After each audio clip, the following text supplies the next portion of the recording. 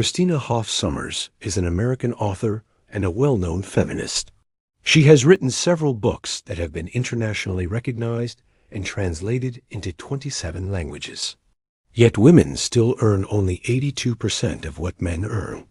She says, masculinity has been demonized as a source of violence, aggression, selfishness, homophobia, and other social problems. She writes, how can feminism best help women achieve economic independence? Obviously, there is still some element of discrimination in our society. So while men might be willing to sacrifice some of their leisure time to work more and thus earn more money, women typically are not. This means that they are more likely to take on the role of primary caregiver. Human capital refers to the skills and knowledge that an individual has that make them more or less valuable to an employer, and therefore they aren't able to command the same salary as men do. Because of this, they are less likely to end up in management positions. And without a large number of women in management positions, it's unlikely that we will see many companies dominated by women.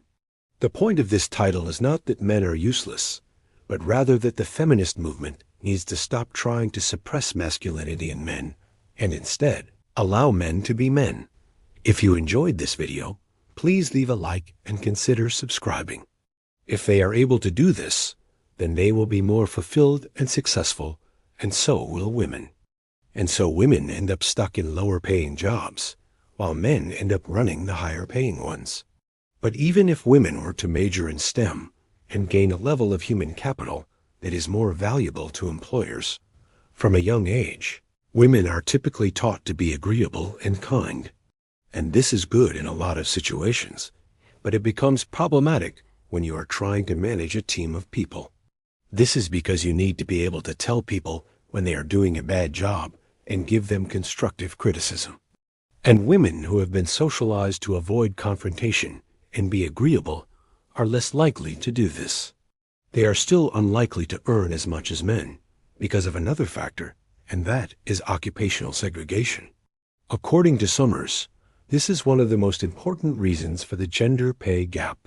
She writes, most of the gender-based wage differential can be traced to the fact that women are heavily represented in certain occupations and industries and virtually absent from others.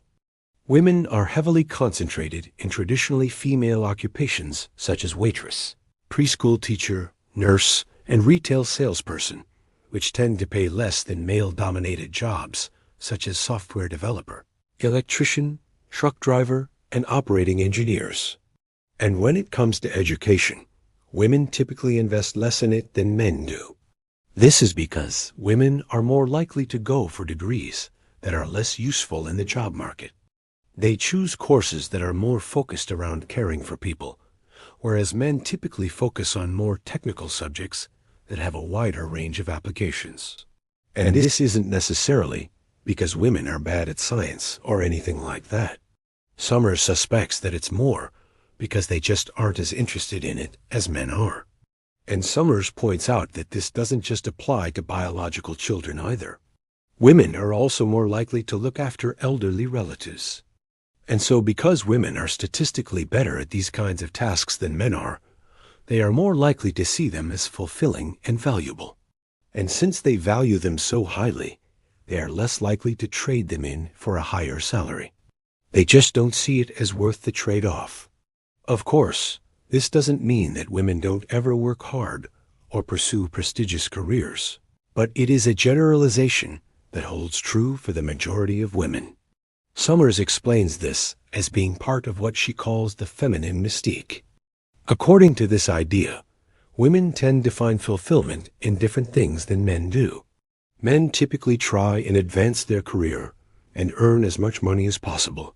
Women typically want to find a nice person to settle down with, get married, and have children. And while men see spending a lot of time at work as a necessary evil in order to earn enough money to provide for their family, women see it as something that comes at the cost of family life and happiness. But according to Sommers, it is nowhere near as much of a factor as feminist activists would like us to believe. It's not the reason why women aren't earning as much as men. According to statistics, Most of the difference in earnings between men and women is down to the fact that women are choosing jobs that pay less.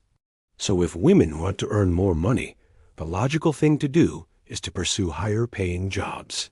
However, they don't do this because these kinds of jobs are typically male dominated. And there are two main reasons for this. The answer is not the one that feminists usually give. Though they frequently invoke the specter of discrimination, the real causes of women's economic problems are largely ignored. What are those causes? Women's own preferences, such as the occupations they choose, the number of hours they work, and whether they marry and have children, all have an enormous impact on their income. This book will show how women's preferences often stand in the way of their own economic advancement, and will propose ways to change women's preferences so that they can better provide for themselves. But masculinity is neither good nor bad. It is simply a set of behavioral traits. It is time to stop blaming men for having masculine traits and start blaming individuals who commit antisocial acts. Men who commit crimes should be blamed for their behavior. Blaming masculinity itself does not address the sources of the behavior and will not reduce crime. Rather, it leads to silliness and confusion. For example, people begin to deny obvious truths. Consider the obvious truth that men physically stronger than women are unlikely to wear high heels.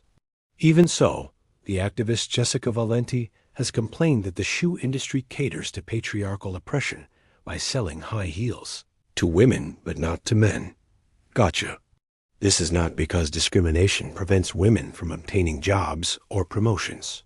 It is primarily because so many women choose occupations that pay less than others do. Women's occupational segregation, as it is called, has more to do with women's choices than discrimination. That's why equal pay legislation does not solve the problem. The solution lies elsewhere. In this book, Sommers argues that most of the remaining gender gap in wages is due to women making occupational choices that lead them to work in lower-paying industries. She is also a senior fellow at the Hoover Institution, a research fellow at Stanford University's Institute for Economic Policy Research, and the W.M. Keck Professor Emerita of Political Science at San Diego State University. Her latest book is titled, Who Needs Men? The Case for Equal Pay for Equal Work. And in this video, we will be looking at the ideas put forward by her in this book. In the introduction to her book, Sommers writes, decades of feminist campaigning have produced widespread agreement that gender-based wage differences are unacceptable. She looks at the idea of toxic masculinity and finds it to be an unhelpful way of looking at men. Sommers then gives us an overview of how she plans to tackle the issue of low female earnings in this book. So first of all, let's get something out of the way. The first is that women place a lower value on earnings than men do. Another thing that makes women less likely to pursue high-paying jobs is the fact that they are statistically better at caring for children than men are. One of the things that Sommers discusses is the idea of human capital. Now, what this means is that the kind of education that women get is less valuable to employers. This is because while women are typically excellent caregivers, they are not very good at organizing large groups of people and getting them to work towards a common goal. According to Sommers, a big part of the reason why women are not as good at managing people as men are is because of the way that they socialize women. And finally, we get to the title of her book, Who Needs Men?